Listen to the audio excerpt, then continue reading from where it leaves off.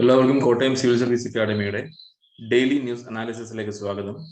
ഇന്ന് നമ്മൾ പ്രധാനമായിട്ടും ചർച്ച ചെയ്യുന്നത് എഡിറ്റോറിയൽ പേജിലുള്ള നാഷണൽ ട്രിബ്യൂണൽ റിഫോർമേഷൻ അല്ലെങ്കിൽ നാഷണൽ ട്രിബ്യൂണൽ കമ്മീഷൻ എന്ന ഒരു പുതിയ ബോഡിയെ കുറിച്ചിട്ടാണ് നമ്മൾ ഇന്ന് പ്രധാനമായിട്ടും ചർച്ച ചെയ്യുന്നത്.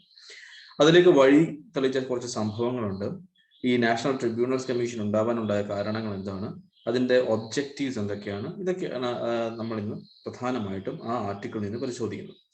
നമുക്കറിയാം, ഇതായിരുന്നു ആ ആർട്ടിക്കിൾ. ഇതാണ് എഡിറ്റോറിയൽ പേജിൽ ഉണ്ടായിരുന്ന ഒരു വളരെ മനോഹരമായിട്ടുള്ള ഒരു എഡിറ്റോറിയൽ തന്നെയാണ്.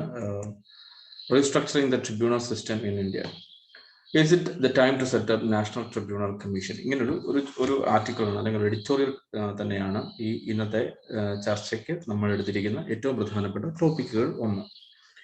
ഇതിനകത്ത് റീസെന്റ് ഗവൺമെന്റ് ഓഫ് ഇന്ത്യ ചെയ്ത ചില കാര്യങ്ങളുണ്ട്. അതിൽ ഏറ്റവും പ്രധാനപ്പെട്ട ഒന്നാണ് tribunal reforms, rationalisation and condition of service ordinance act 2021 എന്ന ഒരു ഓർഡിനൻസ്. നമുക്കറിയാം എന്താണ് ഓർഡിനൻസ് എന്നറിയാം അല്ലെ. ആർട്ടിക്കിൾ 121 പ്രകാരം ഇന്ത്യൻ ഭരണഘടനയിൽ പ്രസിഡന്റ് ഓഫ് ഇന്ത്യക്ക് എന്ത് ചെയ്യാം, ഓർഡിനൻസ് പുറത്തിറക്കാനുള്ള അവകാശമുണ്ട്. എന്താണ് ഈ ഓർഡിനൻസ് എന്ന് പറയുന്നത്? അതിനു മുൻപ് നമുക്കൊരു ചെറിയ ഒരു ലെജിസ്ലേറ്റീവ് പ്രോസസ്സ് എന്താണെന്ന് നോക്കാം. ഒരു ബില്ല് പാസ്സാക്കണമെങ്കിൽ നമുക്കറിയാം എന്താണ്, നമുക്ക് പാർലമെന്റ് ഓഫ് ഇന്ത്യയിൽ പാർലമെന്റിൽ രണ്ട് സഭകളുണ്ട്.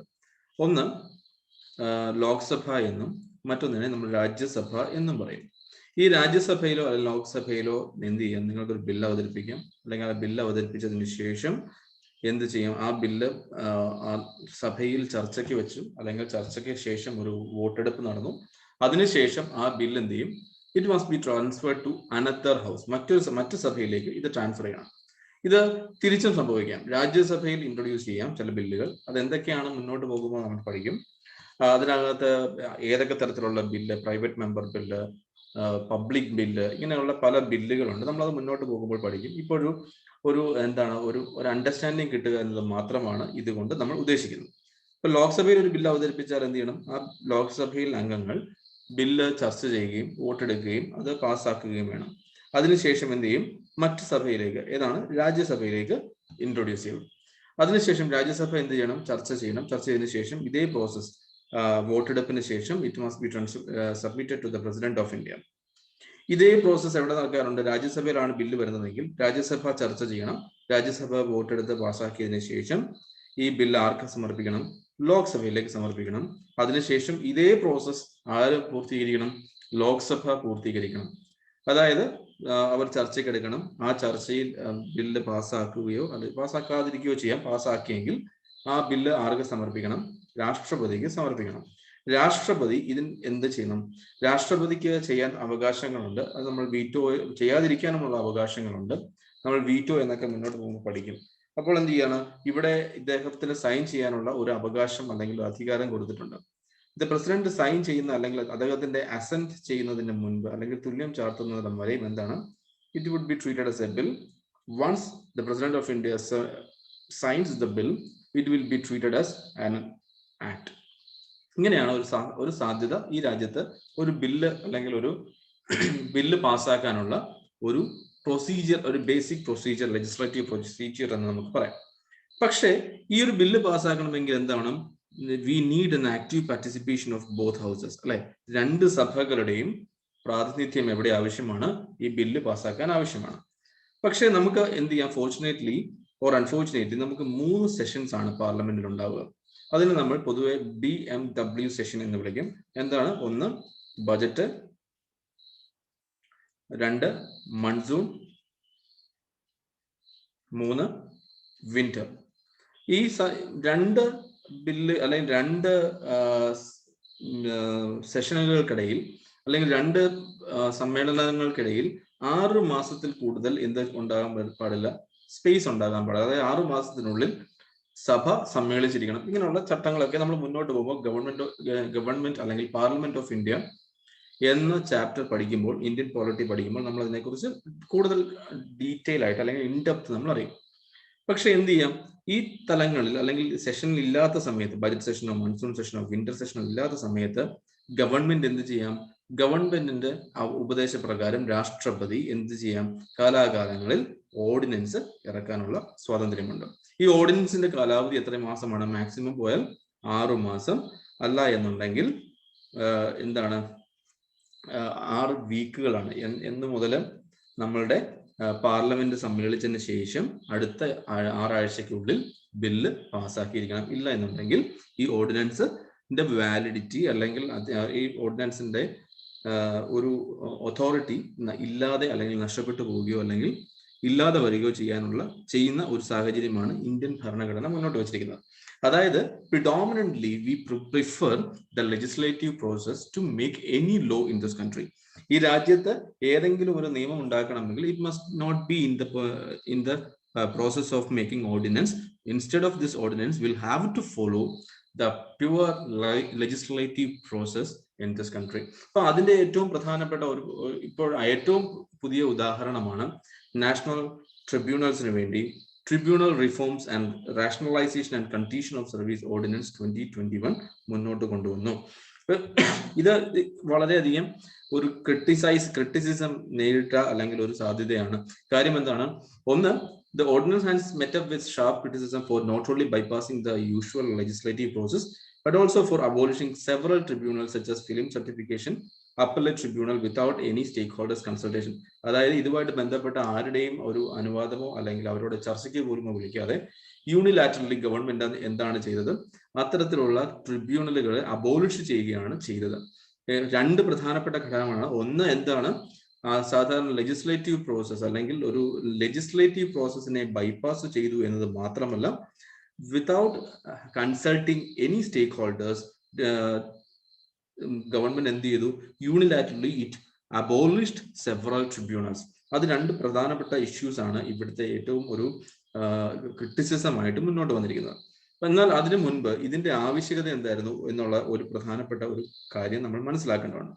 ഒന്നാമത്തെ ഏറ്റവും പ്രധാനപ്പെട്ട പ്രോബ്ലമാണ് ലാക്ക് ഓഫ് ഇൻഡിപെൻഡൻസ് എന്ന് പറയും. അതായത് പാർലമെന്റ് അല്ലെങ്കിൽ ഈ ട്രൈബ്യൂണൽസിന് എന്ത് ചെയ്യാൻ പറ്റുന്നില്ല. പലപ്പോഴും എന്താണ്, പല കീ പ്രോഗ്രാംസില് അല്ലെങ്കിൽ കീ ഇനിഷ്യേറ്റീവില് അല്ലെങ്കിൽ കീ ഇഷ്യൂസില് ഒരു വേണ്ടത്ര ഇൻഡിപെൻഡൻസി ഇല്ല എന്നുള്ളതാണ് ഇതിന്റെ ഒരു പ്രധാനപ്പെട്ട ഒരു problem.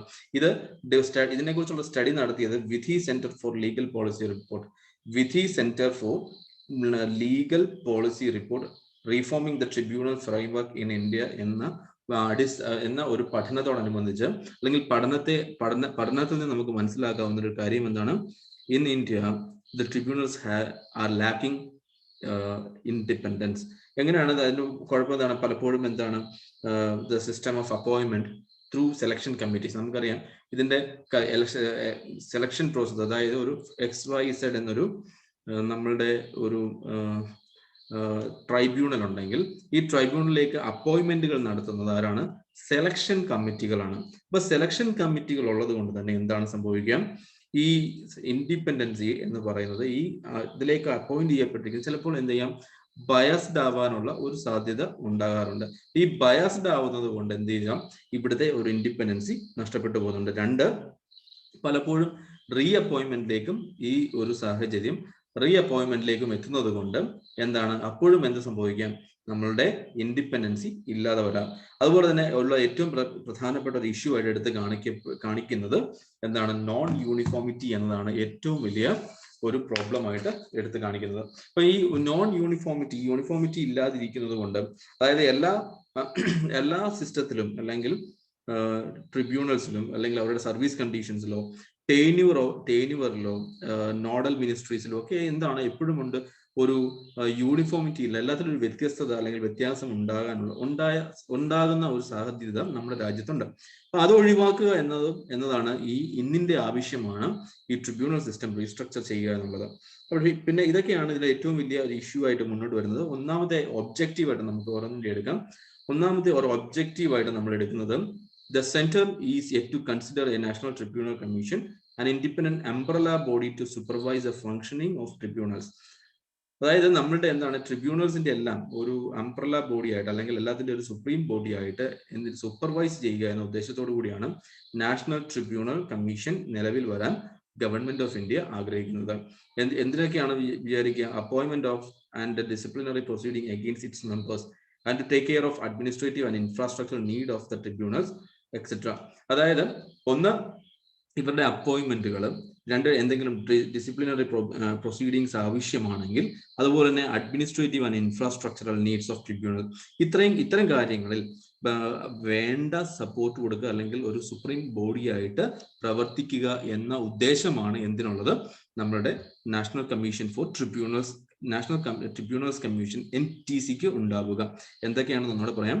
It will be acting as an umbrella body to supervise certain functions. എന്തൊക്കെയാണ്? ഒന്ന്, ഫങ്ഷനിങ് ഓഫ് ട്രിബ്യൂണൽസ്. രണ്ട്, appointment and disciplinary proceedings against members. മൂന്ന്, to take care of administration and infrastructural needs of the tribunal. ഈ 3 കാര്യങ്ങളാണ് ഇതിന്റെ ഏറ്റവും പ്രധാനപ്പെട്ട objective എന്ന് പറയുന്നത്. ഈ ഒബ്ജക്റ്റീവ് മാത്രമാണല്ല, ഇതിന്റെ അടുത്തൊരു ലക്ഷ്യം എന്ന് പറയുന്നത് യൂണിഫോമിറ്റി എന്നൊരു ലക്ഷ്യം കൂടി ആർക്കുണ്ട്? National tribunal for national commission for tribunal അല്ലെങ്കിൽ ട്രിബ്യൂണൽ കമ്മീഷൻ എന്നും ആവശ്യമുണ്ട്. It is in the need for authority to support uniform administration across all tribunals. എല്ലാ ട്രിബ്യൂണലുകളിലും ഒരു സിസ്റ്റം ഓഫ് അഡ്മിനിസ്ട്രേഷൻ എല്ലായിടങ്ങളിലും ആവശ്യമാണ് എന്ന ഒരു ഉദ്ദേശമാണ് ഇവിടെ ഉണ്ടാവുക. അതുപോലെ തന്നെ എന്താണ്? separating of administrative and judicial functioning carried out by various tribunals. മൂന്നാമത്തെ ഒരു ഉദ്ദേശം എന്ന് പറഞ്ഞാൽ, ഇവരുടെ പലപ്പോഴും എന്താണ്, ഇവരുടെ അറ്റ്മോസ്റ്റ് ഒരു പ്രവർത്തനം പലപ്പോഴും കാഴ്ചവെക്കാൻ പറ്റാത്തതിന്റെ ഒരു പ്രോബ്ലം എന്താണെന്ന് വെച്ച് കഴിഞ്ഞാൽ, അഡ്മിനിസ്ട്രേഷനും അതുപോലെ ജുഡീഷ്യൽ ഫംഗ്ഷൻസും അവർ ചെയ്യുന്നത് കൊണ്ടാണ്. അപ്പോൾ എന്ത് ചെയ്യണം? ഇത്തരത്തിലുള്ള അഡ്മിനിസ്ട്രേറ്റീവ് ഫംഗ്ഷൻസ് ആരിലേക്ക് പോകും? നാഷണൽ ട്രിബ്യൂണൽസ് കമ്മീഷനിലേക്ക് പോകും. അപ്പൊ ഇവർക്ക് എന്താണ്? ജുഡീഷ്യൽ ഫംഗ്ഷൻസിൽ മാത്രം കോൺസെൻട്രേറ്റ് ചെയ്താൽ മതിയാകും. അപ്പൊ ഇതൊരു വലിയൊരു ഒരു റീഫോംസ് ആയിരിക്കും എവിടെ ഉണ്ടാവുക? ഈ ട്രൈബ്യൂണൽസിൽ ഉണ്ടാവുക. അപ്പോൾ എന്താണ്? അവർക്കൊരു അഡീഷണൽ ബേർഡൻ എന്ന് പറയുന്നത് ഒഴിവാകുകയും ചെയ്യും. അടുത്ത ഒരു പ്രധാനപ്പെട്ട ഒരു കാര്യമാണ് expansion of services and carried out by various tribunals. എങ്ങനെയാണ് ചെയ്യുന്നത്? ഒരു കോർപ്പറേറ്റ് സിസ്റ്റം പോലെ ആണ് ഇത് ചെയ്യാൻ ഉദ്ദേശിക്കുന്നത്. Structure of NTC with board, CEO and secretariat with which allow it to scale up to services and provide requisite administration support to all tribunals across the country. അതായത് ഒരു പർട്ടിക്കുലർ ട്രൈബ്യൂണൽസ് മാത്രമല്ല, എല്ലാ ട്രിബ്യൂണൽസിനും വേണ്ട എന്തൊക്കെ ചെയ്യാറുണ്ട്? ഒരു ബോർഡ് ഉണ്ടാവും, ഒരു സ്ട്രക്ചർ ക്രിയേറ്റ് ചെയ്യും, അതിനൊരു കൃത്യമായിട്ടൊരു ബോർഡ് ഉണ്ടാവും, ആ ബോർഡിന് ഒരു CEO ഉണ്ടാവും, അതുപോലെ ഒരു സെക്രട്ടേറിയറ്റ് ഉണ്ടാവും. അതുകൊണ്ട് എന്ത് ചെയ്യണം? എല്ലാ ട്രൈബ്യൂണൽസിനും ഈ രാജ്യത്ത് ഒരു യൂണിഫോം സർവീസുകൾ അല്ലെങ്കിൽ എക്സ്പാൻഷൻ ഓഫ് സർവീസ് ഇവിടെ ലഭിക്കും. അടുത്ത ഒരു പ്രധാനപ്പെട്ട ഒരു കാര്യം എന്ന് പറയുന്നത്, it helps to provide an autonomous oversight. എങ്ങനെയാണ്? It could function as an independent recruitment body to develop and operationalise the procedure for disciplinary proceedings and appointment of tribunal members. അതായത് ട്രിബ്യൂണൽ മെമ്പേഴ്സിനെ അപ്പോയിന്റ് ചെയ്യുന്നതിലും എന്തിനു സഹായിക്കുന്നുണ്ട്? ഈ ഒരു national tribunal commissions ഒരു oversight ചെയ്യുകയും ചെയ്യാറുണ്ട്. അപ്പോൾ ഇതൊരു ഓട്ടോണമസ് ബോഡി ആയിട്ട് പ്രവർത്തിക്കാനുള്ള ഒരു പ്രവർത്തനമാണ് എന്ത് ലക്ഷ്യം വെക്കുന്നത്? NTC ലക്ഷ്യം വെക്കുന്നത്. NTC would ideally take on some duties relating to administration and oversight. It could set performance standards. ഒന്നാമത്തെ പ്രധാനപ്പെട്ട point, standards for the efficiency of tribunals and their own administrative process. ഒന്നാമത്തെ പ്രോസസ് ആയിട്ട് നമുക്ക് മുന്നോട്ട് വയ്ക്കാം. കാര്യം എന്താണ്? ഒരു സെറ്റ് ഓഫ് സ്റ്റാൻഡേർഡ് പ്രൊസീജിയർ അല്ലെങ്കിൽ ഒരു സ്റ്റാൻഡേർഡ് ഓഫ് ഒരു സ്ലാബ്, എന്താ പറയുക, അവരുടെ പെർഫോമൻസിന് വേണ്ടി ഒരു സ്ലാബ് നിർണ്ണയിക്കുകയും അതിന് വേണ്ടുന്ന അതുപോലെ തന്നെ അഡ്മിനിസ്ട്രേറ്റീവ് പ്രോസസ്സിന് വേണ്ട ഒരു സ്ലാബ് നിർണ്ണയിക്കാൻ പറ്റും. It could function as an independent recruitment body to develop and operationalize the procedure for the disciplinary process and appointment of tribunal members. അപ്പൊ അത്തരത്തിൽ അവരുടെ ഒരു എന്താണ്, രണ്ട് പ്രധാനപ്പെട്ട ഒരു അഡ്മിനിസ്ട്രേറ്റീവ് ഡ്യൂട്ടി, അതായത് അവരുടെ എഫിഷ്യൻസി മെയിൻറ്റെയിൻ ചെയ്യാനും എന്തിനു വേണ്ടിയുള്ള എഫിഷ്യൻസി, രണ്ട് കാര്യങ്ങളാണ് ഈ അഡ്മിനിസ്ട്രേറ്റീവിലും അതുപോലെ തന്നെ എന്താണ് അവരുടെ പെർഫോമൻസിലും ചെയ്യാനുള്ള ഒരു, അല്ലെങ്കിൽ പെർഫോമൻസ് അപ്രൈസൽ ചെയ്യാനുമുള്ള ഒരു സ്റ്റാൻഡേർഡ് ക്രിയേറ്റ് ചെയ്യാൻ ആർക്ക് സാധിക്കും? NTCക്ക് സാധിക്കും. അതുപോലെ it could function as an independent recruitment body to develop and operationalise the proceedings of disciplinary proceedings and appointments of tribunal members. ഇതുകൊണ്ട് തന്നെ എന്താണ്? ഓക്കെ, അടുത്ത നമുക്കൊരു ഇവരുടെ ലക്ഷ്യങ്ങൾ അല്ലെങ്കിൽ giving the NTC the authority to set members' salaries, allowance and other service conditions subject to regulation would help maintain tribunal independence. ഇവര് ഈ തരത്തിലൊരു അല്ലെങ്കിൽ ഒരു എന്താ പറയാ നാഷണൽ ട്രൈബ്യൂണൽസ് കമ്മീഷൻ ഇവരുടെ സാലറീസ്, അലവൻസ്, മറ്റുള്ള സർവീസ് മാനദണ്ഡങ്ങൾ ഒക്കെ മുന്നോട്ട് വയ്ക്കുമ്പോൾ it will provide, it accelerate something else. ആ ആക്സിലറേറ്റ് ചെയ്യുന്നത് എന്താണ്? ഈ ട്രൈബ്യൂണൽസിന്റെ ഇൻഡിപെൻഡൻസിനെ ഒരല്പം കൂടി, ഒരു ഡിഗ്രി കൂടിയെങ്കിലും എസ്കലേറ്റ് ചെയ്യാനാണ് നാഷണൽ ട്രൈബ്യൂണൽസ് കമ്മീഷന് സാധിക്കുക. Administrative role of NTC include providing support service to tribunal members, litigants and their lawyers. For this purpose, it would need to be able to hire and supervise administrative staff and consolidate, improve and modernize tribunal infrastructure. ഇത്തരത്തിലുള്ള ഒരു കാലത്തിനനുസൃതമായി നമ്മളുടെ ട്രൈബ്യൂണൽസിനെ പുതുക്കുവാനും update ചെയ്യാനും എന്തിനു സഹായിക്കുന്നുണ്ട്? National tribunals commission സഹായിക്കുന്നുണ്ട്. അതുകൊണ്ട് തന്നെ എന്താണ് ഇന്നത്തെ സമയത്തിന്റെ, അല്ലെങ്കിൽ it is the requirement of the moment എന്താണ്? To establish national tribunals commission എന്നാണ് ഈ എഡിറ്റോറിയൽ പറഞ്ഞു വയ്ക്കുന്നത്. ഇവിടെ നമ്മൾ ചിന്തിക്കേണ്ട മറ്റൊരു കാര്യം കൂടിയുണ്ട്. ചെറിയ ഒരു പ്രിലിംസ് പെർസ്പെക്റ്റീവിലുള്ള ഒരു ചോദ്യം ഉണ്ടാവാം. Roger Mathew versus South Indian Bank to no judicial impact assessment was conducted prior to abolishing the tribunal through its ordinance. ഇതൊരു ചില കണ്ടീഷൻസ് ആണ്. ഇത് Roger Mathew versus South Indian Bank ഒരു കേസാണ്. Madras bar association versus union of India case ഇതിന്റെ base ചെയ്തിട്ടുള്ളതാണ്. On the composition of a search selection committee and its role in disciplinary proceeding, it has also fixed a 4-year tenure for chairperson and so on. പിന്നെ ഉള്ളതെന്ന് വെച്ച് കഴിഞ്ഞാൽ നമുക്ക് എന്താ പറയാ, ഇത്തരത്തിലുള്ള കേസുകൾ Chandrakumar versus union of India case. ഈ Chandrakumar versus union of India കേസാണ് ആദ്യമായിട്ട് ഇത്തരത്തിലുള്ള ട്രിബ്യൂണലിന്റെ ആവശ്യം മുന്നോട്ട് വെച്ചിരിക്കുന്നത്. അപ്പൊ ഈ കേസുകൾ എന്തൊക്കെയാണ്, എന്തുമായിട്ട് ബന്ധപ്പെട്ടതാണ് എന്ന ഒരു സാധ്യത, അല്ലെങ്കിൽ ഒരു പ്രധാനപ്പെട്ട ചില പോയിന്റുകളായിട്ട് UPSC പ്രിലിംസ് ചോദിക്കാൻ സാധ്യതയുണ്ട്. അപ്പോൾ അതൊന്ന് നോക്കി വയ്ക്കാൻ ശ്രദ്ധിക്കാൻ വളരെ പ്രത്യേകം ശ്രദ്ധിക്കുക. ഈ കേസുകൾ പരസ്പരം മാറിപ്പോകാതിരിക്കാനും ശ്രദ്ധിക്കുക. ഇതിനകത്ത് നമുക്ക് ഇനി അടുത്തൊരു കാര്യം എന്ന് വെച്ചാൽ, നമ്മുടെ ട്രിബ്യൂണൽ ആൻഡ് അപ്പലേറ്റ് ട്രിബ്യൂണലിലേക്കുള്ള മെമ്പേഴ്സിന്റെ ഒരു സെലക്ഷൻ കമ്മിറ്റി ഉണ്ടാവും. അല്ലെങ്കിൽ സെലക്ഷൻ എങ്ങനെയാണ് ചെയ്യുന്നത് നോക്കാം. The president of the tribunal and the chairperson and judicial members of appellate tribunal shall be appointed after the consultation with the chief justice of India. ഇതൊരു പ്രധാനപ്പെട്ട prelims point of വ്യൂവിൽ പഠിക്കേണ്ട ഒന്നാണ്. The members of the tribunal and technical members of appellate tribunal shall be appointed on the recommendation of A selection committee. ഈ selection കമ്മിറ്റിയുടെ member ആരൊക്കെയാണ്? Chief justice അല്ലെങ്കിൽ അദ്ദേഹത്തിന്റെ നോമിനി ആരായിരിക്കണം? ചെയർപേഴ്സൺ ആയിരിക്കണം. A senior judge of supreme court or a chief justice of high court member ആയിരിക്കണം. Secretary in the ministry of corporate affair എന്തായിരിക്കണം? ഒരു മെമ്പർ ആയിരിക്കണം. Secretary of in the law ministry of law and justice ഒരു member ആയിരിക്കണം. Secretary in the department of financial services in the ministry of finance ഒരു member ആയിരിക്കണം. 1, 2, 3, 4, പിന്നെ ഒരു chairperson 5. ഇനി അടുത്തത് അതുപോലെ secretary ministry of corporate affairs shall be the convener of selection committee. ഇതിന്റെ കൺവീനർ ആരായിരിക്കണം? ഇദ്ദേഹം ആയിരിക്കണം. ഏതായിരിക്കണം? മിനിസ്ട്രി ഓഫ് കോർപ്പറേറ്റ് അഫയേഴ്സിന്റെ സെക്രട്ടറി ആയിരിക്കണം ഇതിന്റെ കൺവീനർ എന്ന് പറയുന്നത്. No appointment of the members of tribunal or appellate tribunal shall be invalid merely by reason any vacancy or any defect in the constitution of selection committee. ഈ 5ാമത്തെ പോയിന്റും ഒന്ന് ഓർത്ത് വയ്ക്കുക. ഈ ഒരു സെലക്ഷൻ കമ്മിറ്റിയുടെ ഒരു പ്രോസസ് എന്തിനു വേണ്ടിയിട്ടാണ്?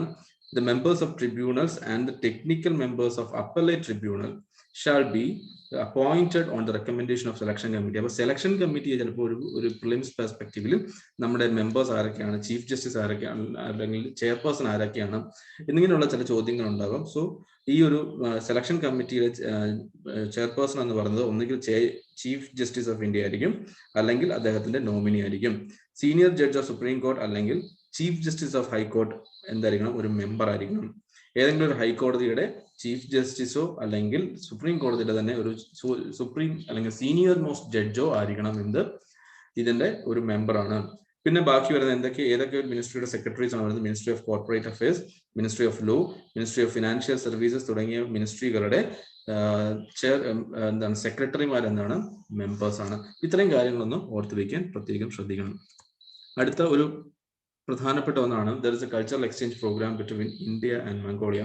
നമുക്കറിയാം ഇന്ത്യ ആൻഡ് മംഗോളിയ എന്നത് ഒരു രാജ്യങ്ങൾ തമ്മിലുള്ള ഒരു കൾച്ചറൽ എക്സ്ചേഞ്ച് പ്രോഗ്രാം. മംഗോളിയ എന്നൊരു രാജ്യം എവിടെയാണ്? It's A land lock nation. ഇത് എവിടെയൊക്കെയാണ് ഉണ്ടാവുമെന്ന് നമുക്ക് അതിനെ കുറിച്ച് നോക്കാം. മംഗോളിയ എന്നൊരു രാജ്യം, ഈ ഒരു പോയിന്റ്, ഇങ്ങനൊരു കാര്യം ഒന്ന് ഓർത്ത് വയ്ക്കുക. ഇത് മാപ്പ് നോക്കുക. സൗത്ത് ബ്ലോക്കിൽ ചൈന, നോർത്തേൺ ബ്ലോക്കിൽ റഷ്യ, ഈസ്റ്റേൺ ബ്ലോക്കിലും ചൈന തന്നെയാണ്. അതുപോലെ തന്നെ പടിഞ്ഞാറ് വശത്ത് കസാഖിസ്ഥാന്റെ ചെറിയൊരു സ്പേസ് ഇവിടെ വരുന്നുണ്ട്. അപ്പൊ അതൊന്ന് ഓർത്ത് വയ്ക്കുക. സൗത്ത് ബ്ലോക്കിലും അല്ലെങ്കിൽ മേജോറിറ്റി ഷെയർ ആരുമായിട്ടാണ്? ഒന്ന് റഷ്യയായിട്ട്, 2 ചൈനയായിട്ട്, 3 കസാഖിസ്ഥാനായിട്ട് വരുന്നത്. അല്ലെങ്കിൽ ഏറ്റവും ചെറിയ കുറവ് സ്പേസസ് ഷെയർ ചെയ്യുന്നത് ആരാണ്? കസാഖിസ്ഥാനാണ്. അപ്പൊ ഇത് ഞാൻ ജസ്റ്റ് ഇവിടെ നോക്കിയുള്ളൂ. ജപ്പാന്റെ ഒരു സൗത്ത് കൊറിയ എവിടെയാണ്, നോർത്ത് കൊറിയ എവിടെയാണ്. അപ്പൊ ഇതിന്റെ ഒക്കെ ഒരു സ്പേസ് ഒക്കെ East China Sea, Japan, Sea of Japan, Sea of Okhotsk, ഇങ്ങനെയൊക്കെ ഉള്ള ചില പോയിന്റുകൾ ഒന്ന് ഓർത്ത് വയ്ക്കുക. മാപ്പ് കാണുമ്പോൾ ഒന്ന് ഓർത്ത് വയ്ക്കാൻ ശ്രമിക്കുക. പ്രധാനമായിട്ടും നമ്മൾ ഈ മാപ്പ് എടുത്തിട്ട് വെക്കുന്നത് മറ്റൊന്നിനുമല്ല, മംഗോളിയയുടെ അയൽ രാജ്യങ്ങൾ ആരൊക്കെയാണ് എന്നറിയുക എന്നതാണ് ഇതിന്റെ ഒരു പ്രധാനപ്പെട്ട ഉദ്ദേശം എന്ന് പറയുന്നത്. ഒന്ന് ആരാണ്? നമ്മളുടെ റഷ്യ, 2 ചൈന, 3 കസാഖിസ്ഥാൻ. ഇതെന്താണ് കാര്യം എന്താണെന്ന് വെച്ചാൽ, ഇത് ഒരു ഇന്ത്യ മംഗോളിയ റിലേഷൻഷിപ്പ് ഇപ്പോൾ ഉയർന്നു വരാൻ കാര്യം, the Minister of State for Culture discussed various issues with cultural exchange program with Mongolian counterpart. അദ്ദേഹം അല്ലെങ്കിൽ ഒരു മംഗോളിയയിലെ നമ്മുടെ മിനിസ്റ്റർ ഓഫ് കൾച്ചറിന്റെ അദ്ദേഹത്തിന്റെ കൗണ്ടർ പാർട്ടുമായിട്ട് പല കൾച്ചറൽ എക്സ്ചേഞ്ച് പ്രോഗ്രാമും ചർച്ച ചെയ്തിട്ടുണ്ട്, ഇന്ത്യ ചർച്ച ചെയ്തിട്ടുണ്ട്. അതുകൊണ്ട് തന്നെയാണ് ഇന്ത്യ മംഗോളിയ റിലേഷൻ ഇവിടെ നമ്മൾ ഡിസ്കസ് ചെയ്യുന്നത്. ഒന്നാമത്തെ ഡിസ്കഷൻ അല്ലെങ്കിൽ ഹിസ്റ്റോറിക്കൽ ആസ്പെക്റ്റിലാണ് നമ്മൾ നോക്കുന്നതെങ്കിൽ, ഈ ഇന്ത്യയും മംഗോളിയയും കണക്ട് ചെയ്യുന്ന ഒരേ ഒരു ത്രെഡാണ് ബുദ്ധിസം എന്ന് പറയുന്നത്. ഈ ബുദ്ധിസം എന്ന് പറയുന്ന ഒരു പ്രോജക്റ്റ് അല്ലെങ്കിൽ ഈ ഒരു സാധ്യത, ഇതിനൊക്കെ നോക്കുവാണെങ്കിൽ നമുക്ക് ചില പ്രധാനപ്പെട്ട ലക്ഷ്യങ്ങൾ അല്ലെങ്കിൽ ഒരു സ്ട്രെങ്തനിങ് പ്രോഗ്രാം അല്ലെങ്കിൽ പോയിന്റുകൾ നമുക്ക് കാണാൻ പറ്റും. 2015 ആദ്യത്തെ ഒരു അല്ലെങ്കിൽ നമുക്കൊരു ഇനിഷ്യേറ്റീവ് എന്ന് വേണമെങ്കിൽ പറയാം, to strengthen the strategic partnership among these countries. Strategic partnership. 2 എന്താണ്? Cultural exchange program was extended till 2023. അതുപോലെ എന്താണ്, പലപ്പോഴും അങ്ങനെ അത്തരത്തിലുള്ള ചില ബന്ധങ്ങൾ ഇന്ത്യ മംഗോളിയയുമായിട്ടുണ്ട്. അതിലൊന്ന് ഹിസ്റ്റോറിക്കലാണ്. അതിന്റെ പ്രധാനപ്പെട്ട ഒരു ത്രെഡ് എന്ന് പറയുന്നത് ബുദ്ധിസമാണ്. 2 diplomatic relation.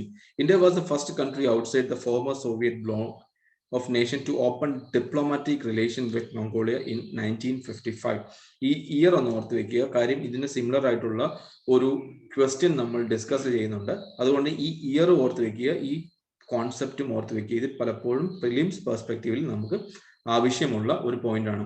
India was the first country outside the former Soviet bloc of nation to open diplomatic relation with Mongolia in 1955.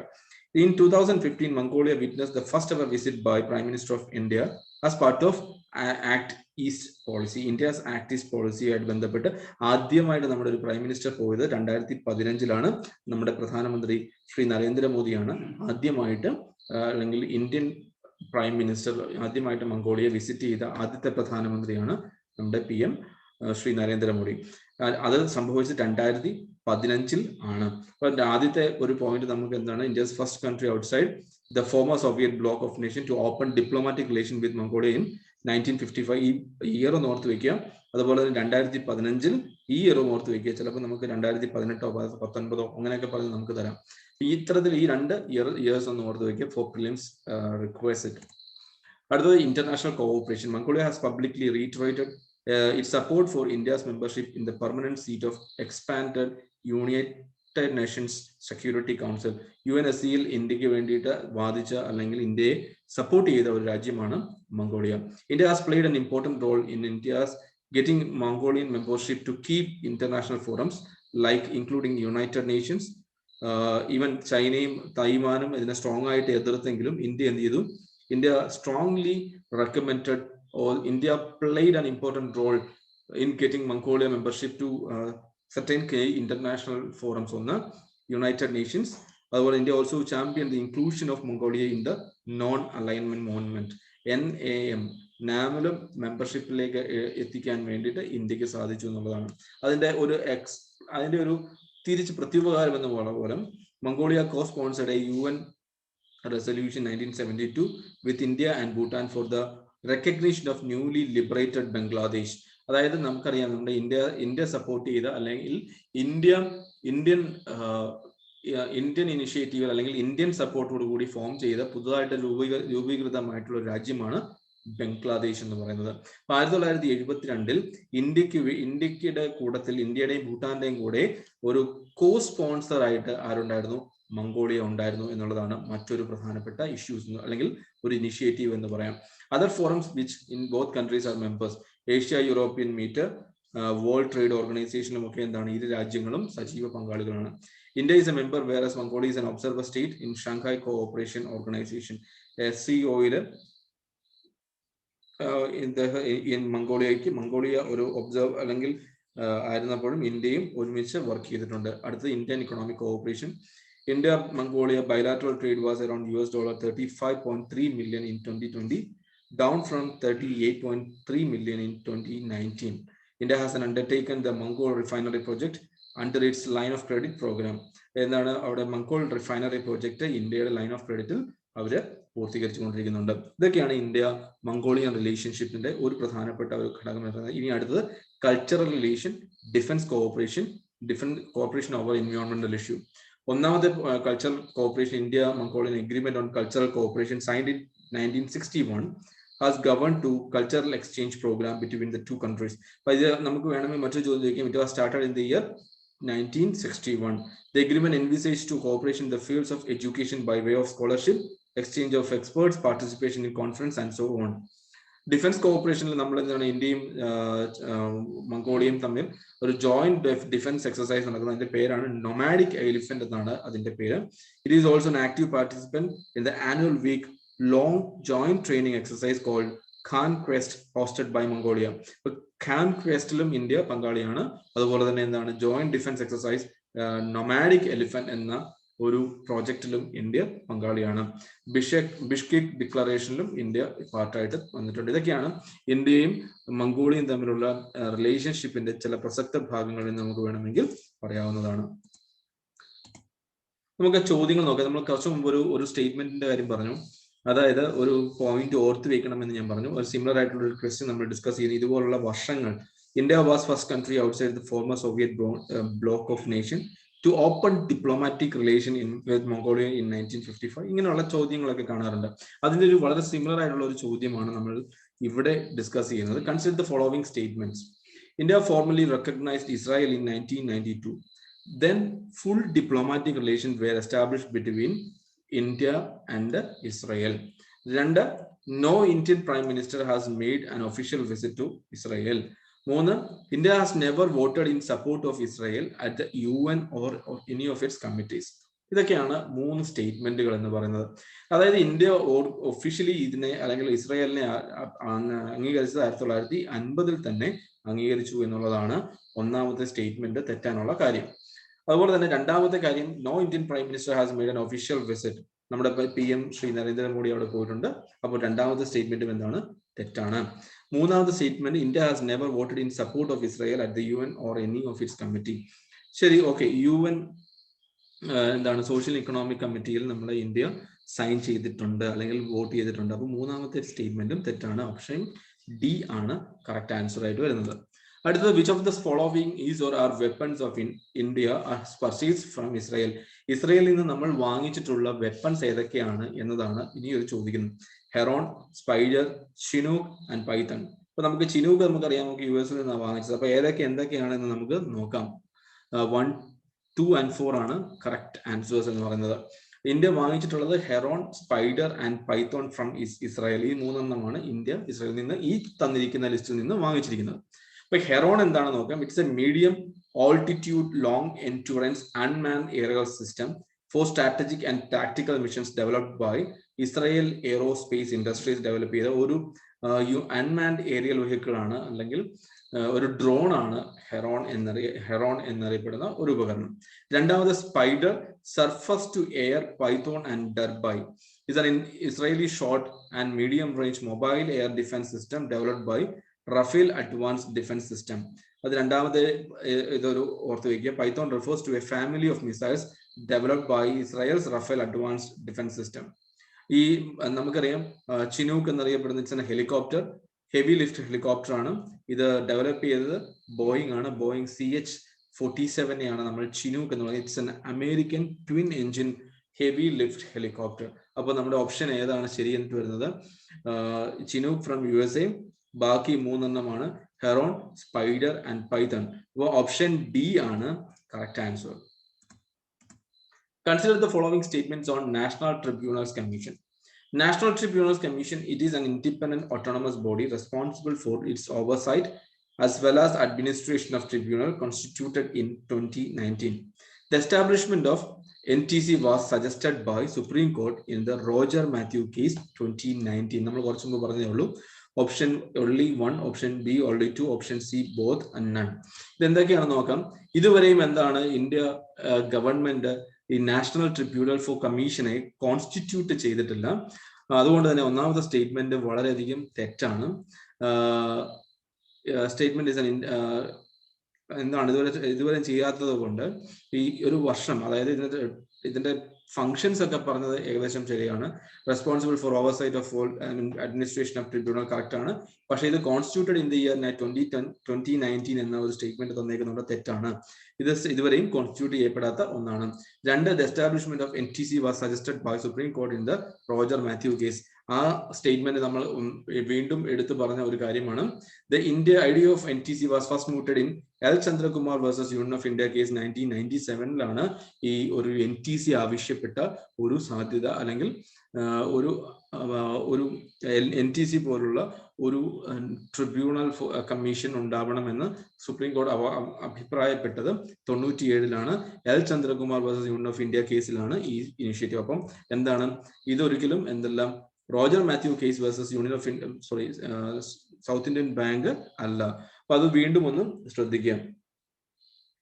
അതായത് Roger Mathew versus South Indian ബാങ്കിലെ കേസ് എന്ന് പറയുന്നത് 2019 അതിന്റെ കാര്യം എന്താണ്? No judicial impact assessment was conducted prior to abolishing the tribunals through this ordinance. അപ്പൊ അതൊന്ന് statement ഒന്ന് ഓർത്ത് വെക്കുക. അതൊരു സുപ്രീം കോടതി ഡയറക്റ്റീവ് ആയിരുന്നു.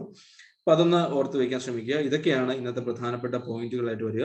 അപ്പോൾ ഇതിനകത്ത് ആ കേസുകൾ കൃത്യമായിട്ട് ഓർത്ത് വയ്ക്കുക. മദ്രാസ് ബാർ അസോസിയേഷൻ കേസ്, അതുപോലെ തന്നെ L. Chandrakumar case, Roger Mathew case, ഇങ്ങനെയുള്ള കേസുകൾ വ്യക്തമായിട്ട് ഓർത്ത് വയ്ക്കാൻ ശ്രദ്ധിക്കുക. ഇങ്ങനെയുള്ള ചോദ്യങ്ങൾ നമുക്ക് UPSC പ്രിലിംസിനും മെയിൻസിനും വരാൻ വളരെയധികം സാധ്യതയുള്ള ഒന്നാണ്. And thank you all for your patient listening. Thank you.